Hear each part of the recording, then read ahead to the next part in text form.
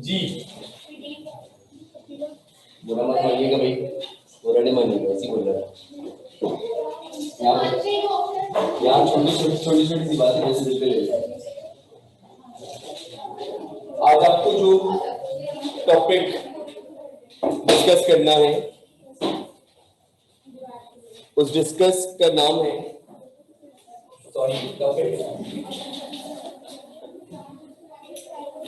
उस टॉपिक का नाम है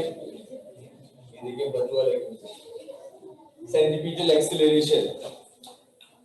आपके पास टॉपिक है सेंट्रीपिटल एक्सीलरेशन। सेंट्रीपिटल एक्सीलरेशन शुरू करने से पहले हम कुछ बातें जरूरी हैं जो कि जानना है और उनके जाने बगैर गुजारा नहीं है।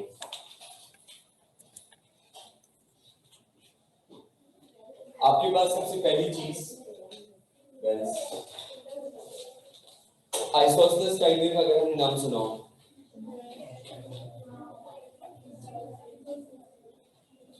आइसोसेलेस ट्रायंगल एक ऐसा ट्रायंगल होता है which has two sides are equal in length। एक ऐसा ट्रायंगल जिसकी दो साइड्स की लेंथ सेम हो उसको हम कहते हैं isosceles triangle. A triangle which has two sides are equal in length उसको हम कहते हैं आइसोसेलेस ट्रायंगल।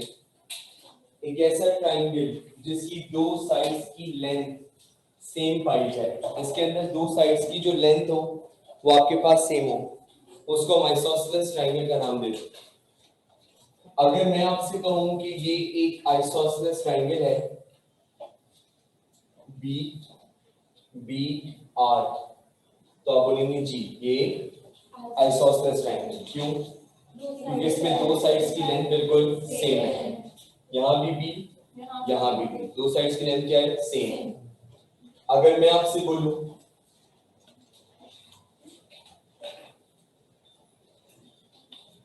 क्या ये एक आइसोसेलेस ट्रायंगल है, तो आप बोलेंगे ये भी एक आइसोसेलेस ट्रायंगल है क्योंकि इसमें भी दो साइड्स की लेंथ बिल्कुल सेम है। कौन कौन सी? पी, पी और क्यू, दो साइड्स की लेंथ से। अभी जुमला बोलूंगा उसको जरा ध्यान से सुनिएगा। दो आइसोसेलेस ट्रायंगल्स सिमिलर कब होंगे? दो आइसोसेलेस ट्रायंगल सिमिलर उस वक्त होते हैं जब उनकी सेम साइड्स के बीच में बनने वाला एंगल बिल्कुल same.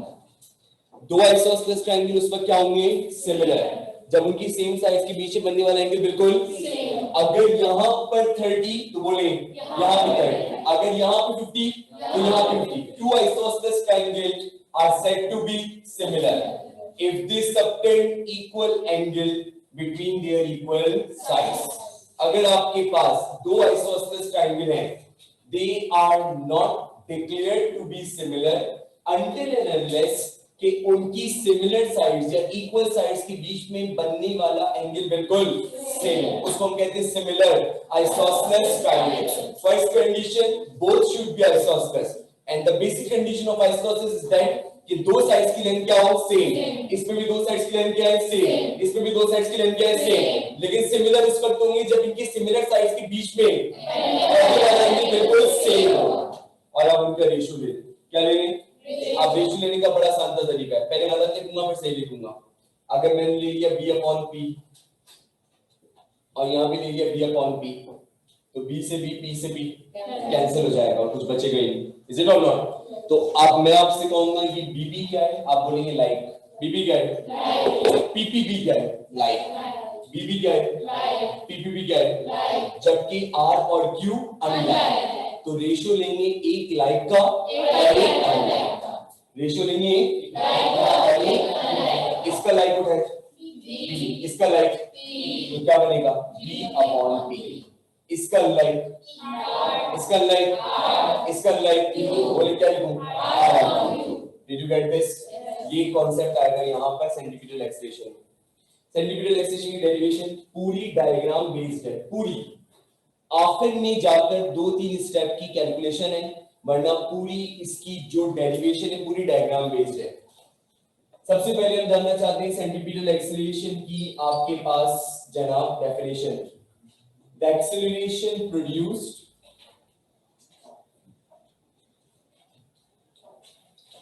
in a circular path due to the change in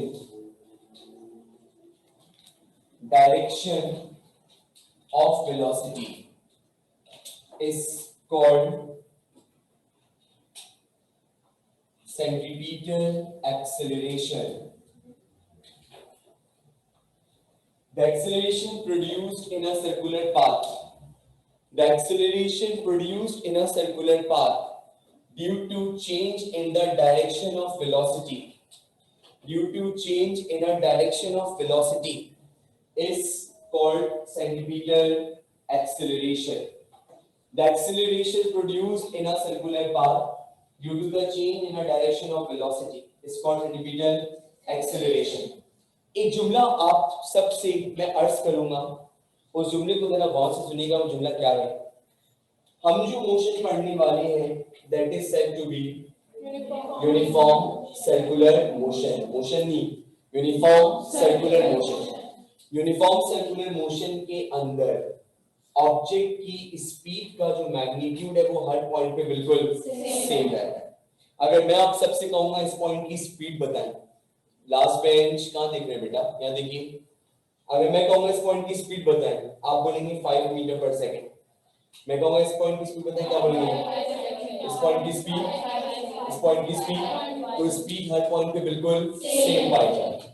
her point की स्पीड क्या बिल्कुल सेम, और इसको कहते हैं uniform circular motion. But if I would ask you velocity कौन सी क्वांटिटी है? वेक्टर। गुड। वेलोसिटी कौन सी क्वांटिटी है? ये दो चीजें मांगती है, Did you get it? Magnitude और डायरेक्शन अगर दोनों सेम होंगी, जुमला बोलेंगे मैग्नीट्यूड डायरेक्शन अगर दोनों सेम होंगे तो ऑब्जेक्ट मूव करेगा यूनिफॉर्म वेलोसिटी से। और अगर मैग्नीट्यूड और डायरेक्शन में से कोई एक चीज भी बदल जाए तो ऑब्जेक्ट की वेलोसिटी बदल जाए, और वेलोसिटी बदलती तो क्या प्रोड्यूस होता है? एक्सेलरेशन। यूनिफॉर्म सर्कुलर पाथ में वेलोसिटी का मैग्नीट्यूड तो बिल्कुल सेम रहता है, डायरेक्शन चेंज है, और डायरेक्शन चेंज होने की वजह से क्या प्रोड्यूस होता है? एक्सेलरेशन। और उसको क्या बोलते हैं? Centripetal acceleration. एक्सेलरेशन कोई भी हो, शर्त एक ही है, वेलोसिटी में चेंज आना चाहिए। नो मैटर वो मैग्नीट्यूड में आ रहा है, नो मैटर वो डायरेक्शन में आ रहा है। मैग्नीट्यूड डायरेक्शन में से कोई एक चीज चेंज हो गई, ऑब्जेक्ट के अंदर क्या प्रोड्यूस हो जाएगा? एक्सेलरेशन। तो whenever your object moves in a circular path, तो वेलोसिटी की डायरेक्शन चेंज होने की वजह से उसके अंदर जो एक्सेलरेशन प्रोड्यूस होगी वो कहलाएगी centripetal acceleration. Did you get my words? अब अगर मैं आपसे बोलूं, अब मैं ये बात तो आपको काफी और बता चुका हूं। If I need to indicate the velocity over here, tangent बना देंगे। तो मैंने इस पॉइंट पे भी टेंजेंट बनाई, आपको दे रहा है वेलोसिटी। इस पॉइंट पे भी टेंजेंट बनाया, क्या दे रहा है? वेलोसिटी। Is it? अब मुझे आप लोग बताएं, ये भी एक वेक्टर और ये भी एक वेक्टर है, आर दे इक्वल? नो, ये दोनों इक्वल नहीं। क्यों? मैग्नीट्यूड तो सेम है लेकिन डायरेक्शन सेम। बात समझ में आ रही? अब सर्कल के बारे में कुछ बातें हमारे लिए जानना बहुत जरूरी है। देखिए भाई, अगर आप लोगों ने मैट्रिक में थ्योरम पढ़े होंगे तो आपको आइडिया होगा, और नहीं पढ़े होंगे तो मसला नहीं है। हम मैथ्स नहीं पढ़ रहे, हम छोटी छोटी सी बातें सीख रहे हैं। आपके पास यहाँ पे ये होता है सर्कल का रेडियस, जो सेंटर से लेके यहाँ तक होता है। अगर हम सर्कल के ऊपर कहीं से भी टेंजेंट बनाएं, जुमला बोल रहा हूँ, जुमले को सुनिएगा। अगर हम सर्कल के ऊपर कहीं से भी टेंजेंट बनाएं, अगर हम सर्कल के ऊपर कहीं से भी टेंजेंट बनाएं, तो सर्कल के ऊपर कहीं से भी टेंजेंट जो बनाया जाता है वो हमेशा रेडियल सेगमेंट के परपेंडिकुलर होता है। Tangent drawn to a circle will always be perpendicular to a radial segment. Circle की प्रॉपर्टी है, सर्कल के ऊपर अगर आप जिस पॉइंट पे भी टेंजेंट बनाएंगे वो उस पॉइंट की टेंजेंट के हमेशा परपेंडिकुलर होगा। अगर यहाँ पे मैं कहूँ टेंजेंट बनाए, आप ऐसे बनाएंगे, इज इट और नॉट? और ये भी रेडियस की क्या होगा? परपेंडिकुलर। अगर मैं कहूँ कि यहाँ पे बनाएं, आप ऐसे बनाएंगे, और ये भी रेडियस की क्या होगा? परपेंडिकुलर। तो every tangent drawn to a circle will always be perpendicular to our radius. वो आपके पास उसकी रेडियल सेगमेंट के हमेशा परपेंडिकुलर पाया जाएगा। इस बात को अपने ध्यान में रखिएगा और इस बात को भूलिएगा नहीं। मैं आपके पास इसके अंदर कुछ बातें करना चाहता हूँ क्योंकि मुझे इस फॉर्मूले के ऊपर पहुंचना है। एक चीज जो मैं बता कि आपको शायद इतना ज्यादा जहन नशीन करा दूंगा कि आपको वो याद हो जाएगी। ये मेरे पास इस वक्त मौजूद है ऑब्जेक्ट मेरे पास है पॉइंट O पर, सेंटर पर, और ऑब्जेक्ट मेरे पास उसकी जो पोजीशन है वो A पे पाई जा रही है। और आपको पता है O से लेकर A तक जो है वो रेडियस के बराबर है। Is it?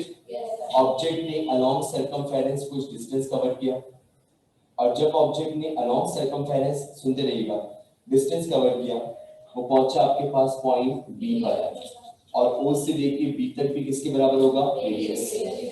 जब वो अपनी पोजीशन को A से लेके B तक मूव करवा रहा है तो उसकी दो पोजीशंस चेंज हो रही हैं। एक चेंज हो रही है विद रिस्पेक्ट टू सेंटर और एक चेंज हो रही है with respect to circumference. Centre से ऑब्जेक्ट की जो पोजीशन चेंज होती है वो कहलाता है एंगुलर डिस्प्लेसमेंट, और angular displacement is noted by theta. Is it? मैं यहाँ पे ना डिस्प्लेसमेंट को डायरेक्शन देना चाहता हूँ बिकॉज मुझे ट्रायंगल्स कंसीडर करने हैं। अगर मैंने ट्रायंगल्स कंसीडर नहीं किए तो मेरे लिए इस फॉर्मूले तक पहुंचना थोड़ा सा मुश्किल हो जाएगा। तो जब डिस्प्लेसमेंट की डायरेक्शन कंसीडर की जाती है तो डिस्प्लेसमेंट को हम कर्व नहीं बनाते बल्कि एक स्ट्रेट लाइन से बनाते हैं। तो मैंने यहाँ पर इसको एक स्ट्रेट लाइन से बनाया और इसको मैंने क्या नाम दिया? S। इसको क्या नाम दिया? S। Did you get this? पहले ऑब्जेक्ट कहाँ था? पॉइंट A पर, फिर कहाँ पहुंचा? B पर, उसने डिस्प्लेसमेंट कवर किया S। अब अगर मैं आपसे कहूँ कि मुझे पॉइंट A की लीनियर वेलोसिटी चाहिए, क्या बोला मैंने? मुझे पॉइंट A की क्या चाहिए? लीनियर वेलोसिटी कैसे बनती है? पॉइंट के ऊपर टेंजेंट बनाते हैं। तो मुझे अगर पॉइंट A की लीनियर वेलोसिटी चाहिए तो मैंने यहाँ पे एक टेंजेंट बना दिया, और ये पॉइंट A की वेलोसिटी थी, इसको मैंने क्या बोला?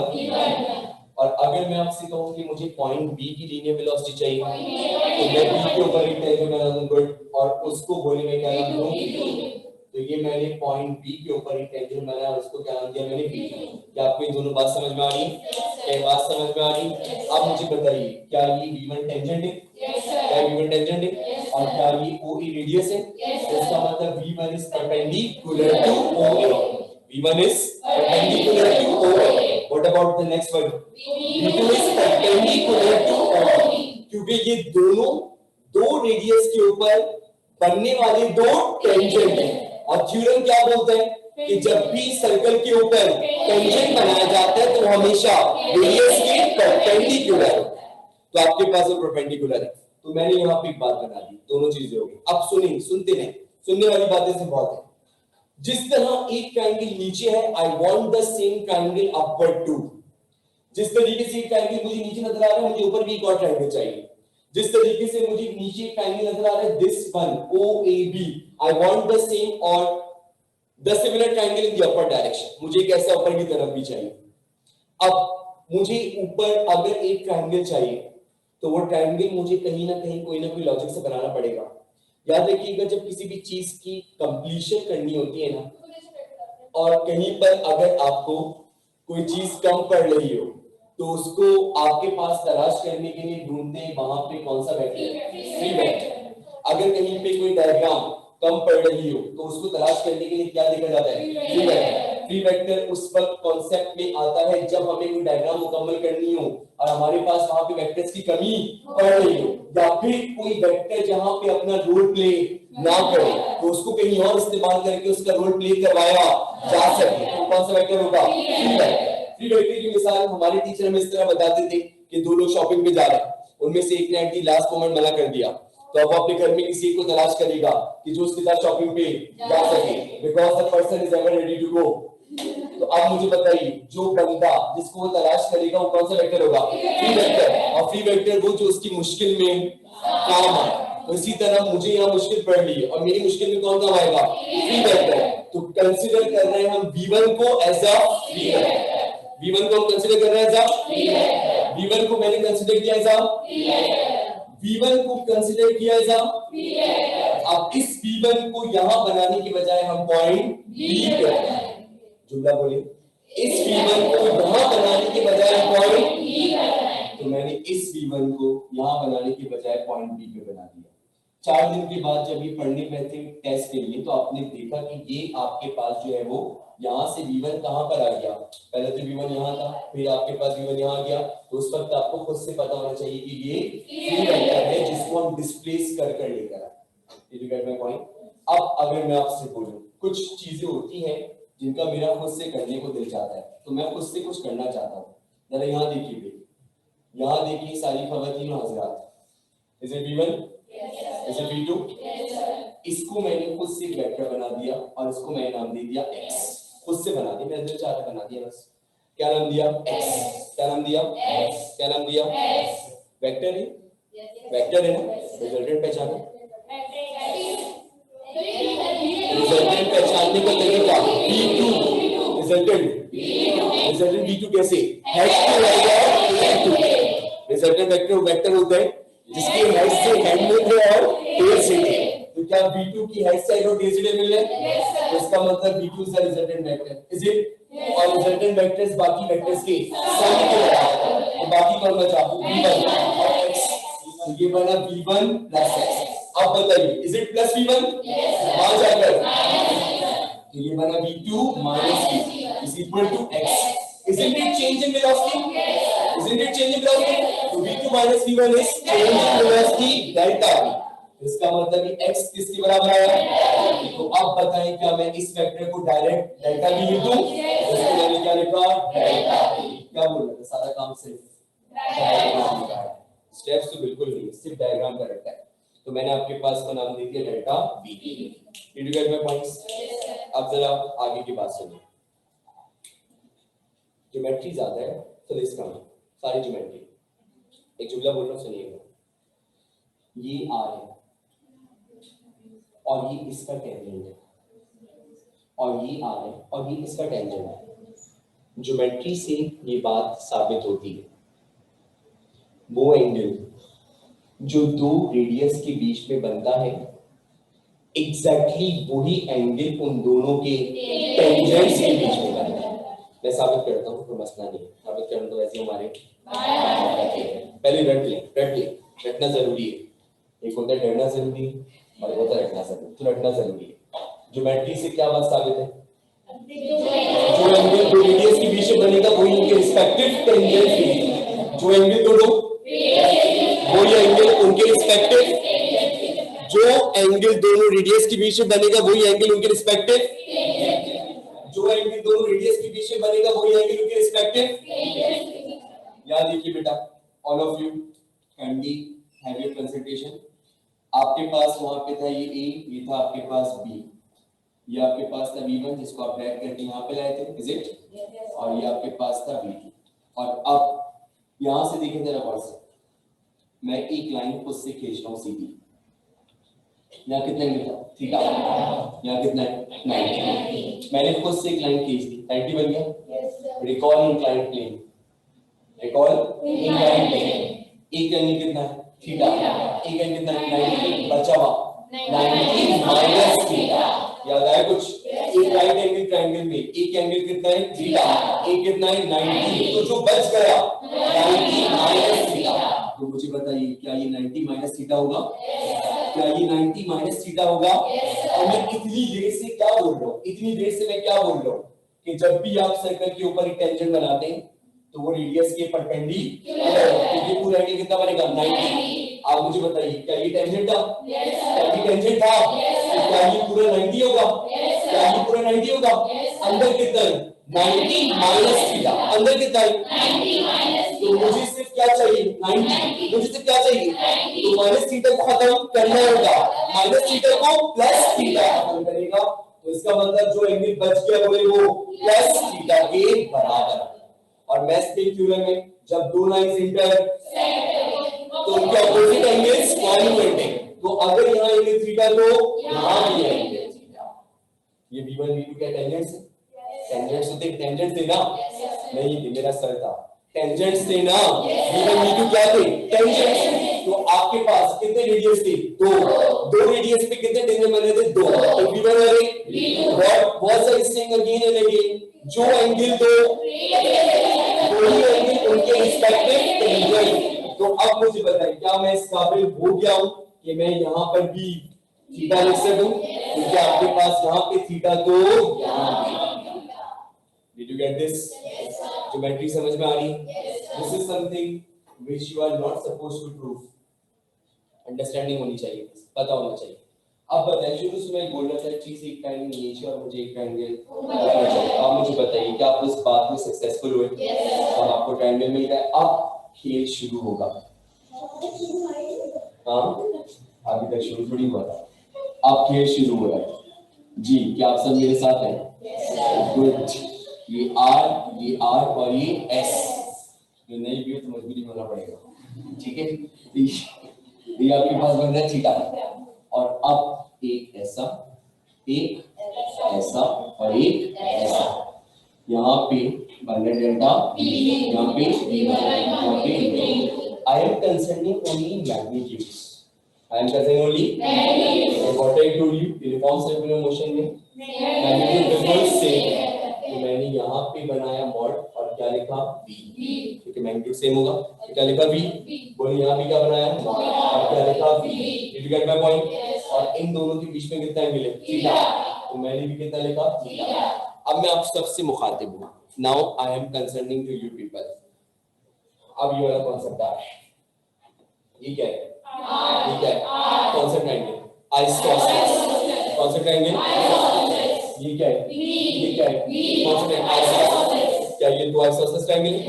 ये दोनों सिमिलर कब होंगे? जब सेम साइड्स के बीच में बनने वाला एंगल बिल्कुल सेम होगा। क्या आर के बीच में थीटा बन रहा है? क्या बी के बीच में थीटा बन रहा है? तो they are said to be similar isosceles triangle. Did you get this? अब हमें क्या निकालने? ये रेशियोज। क्या निकालने? अब मुझे एक छोटी सी बात आपसे कहूंगा, रेशियोज निकालने, आप सबको भी निकालने होंगे। हमें एक्सेलेरेशन निकालनी है, am I right? और एक्सेलेरेशन बराबर होता है change in velocity upon time. तो कुछ भी हो जाए, ऊपर कौन आता है? Change in velocity. ऊपर कौन आता है? Change in velocity. ऊपर कौन आता है? ऊपर कौन आता है? Change in velocity. यहाँ पर यहाँ पर Did you get this? R like V, लेकिन डेल्टा V और S I like। रेशियो लेने का तरीका like to like और unlike to unlike। इसका like बोले, इसका like, इसका like, इसका like, तो बोले क्या लिखूं? Delta V upon S। Are you clear? इसका like, इसका like, इसका like, इसका like, क्या लिखूं?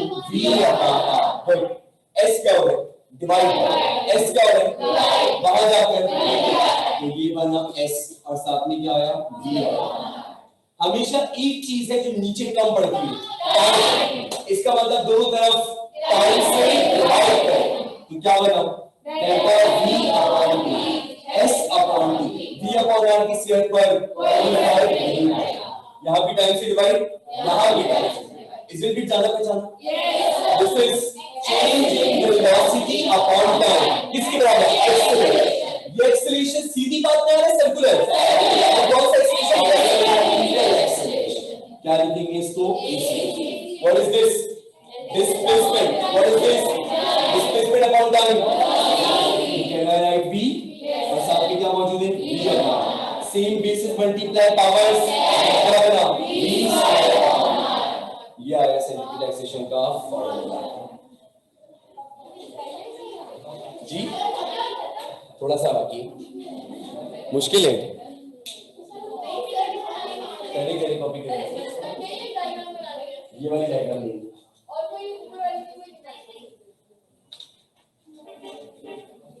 सारी ज्योमेट्री लग बेटा। क्या बोलनी लगेगा?